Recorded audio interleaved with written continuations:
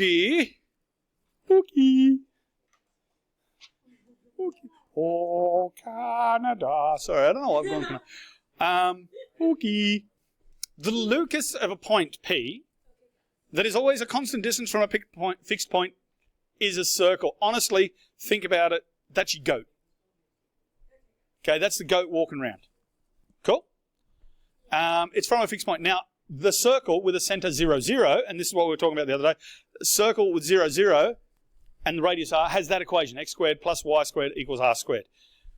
There is no extra x's in there, there is no extra y's in there, because you would have 0x plus 0y. Okay, they cancel, they become 0, because the center is 0. So, there's a wonderful proof here. Yep, that was awesome. So what we've got now is a proof with the circle's center being at AB rather than being at 0, 0. Okay? And you will notice that all of a sudden we get two sets of perfect squares. X minus A, all squared, plus Y minus B, all squared, equals R squared.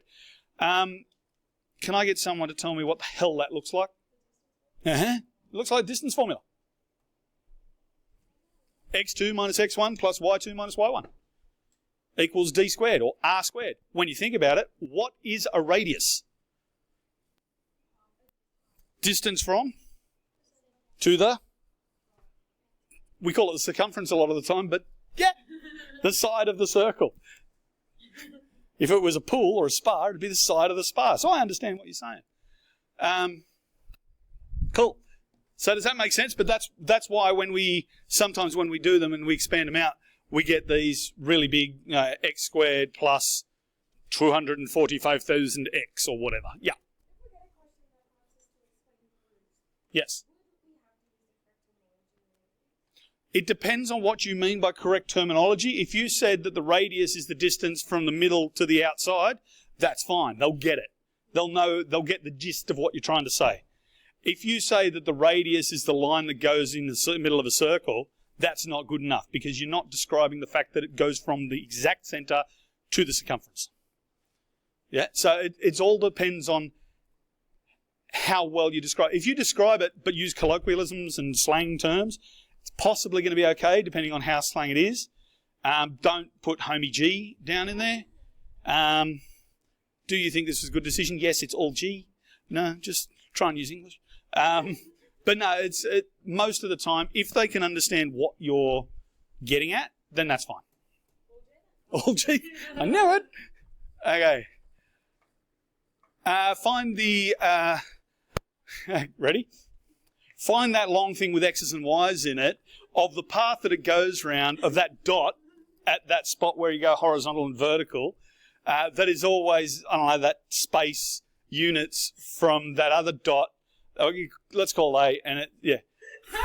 So yeah, you can try, but find the equation of the locus of the point P that is always R units from the point AB. So this is just another proof that was fun. I enjoyed that. Thanks for coming. Don't forget to tip your waitress. So here's the example. We're now doing, and remember we are doing locus of a circle, so we're probably going to be dealing with a circle. In fact, it says find the equation of the locus, which is the path, of a point that is always 2 units from the point minus 1, 0. So our center is not 0. What are we going to do?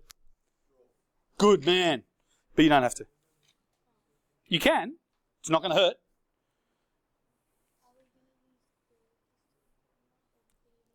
Well, what did we just recognize when we had a look at it? The distance formula and the circle formula are the same.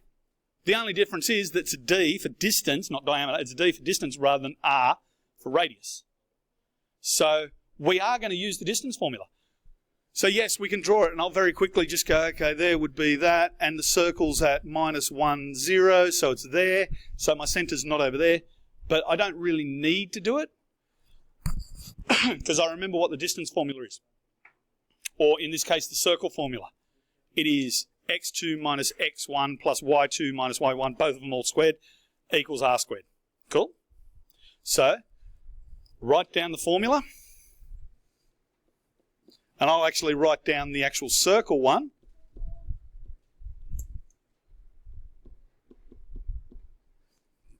That's an R.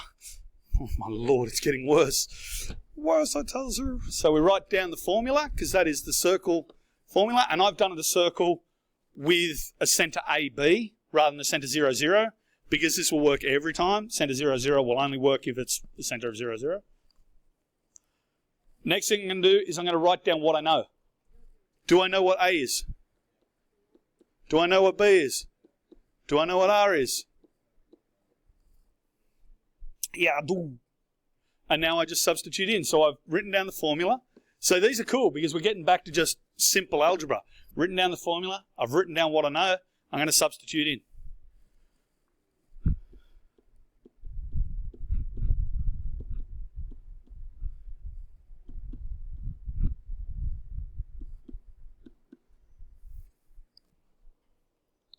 Now I didn't have to write the minus 0 next to the y. I could have just gone y squared.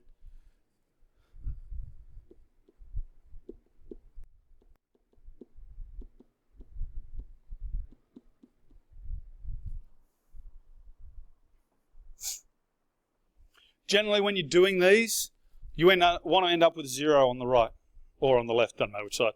But you want to end up with everything on one side and a 0 on the other side. So, last step. Oops.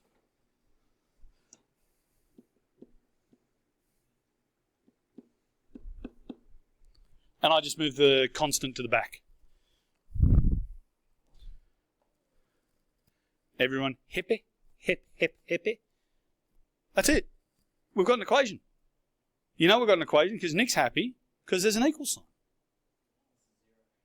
Equals 0. We're done. Nick likes equality. He also likes chocolate and long walks on the beach. Swipe right for Nick, sorry.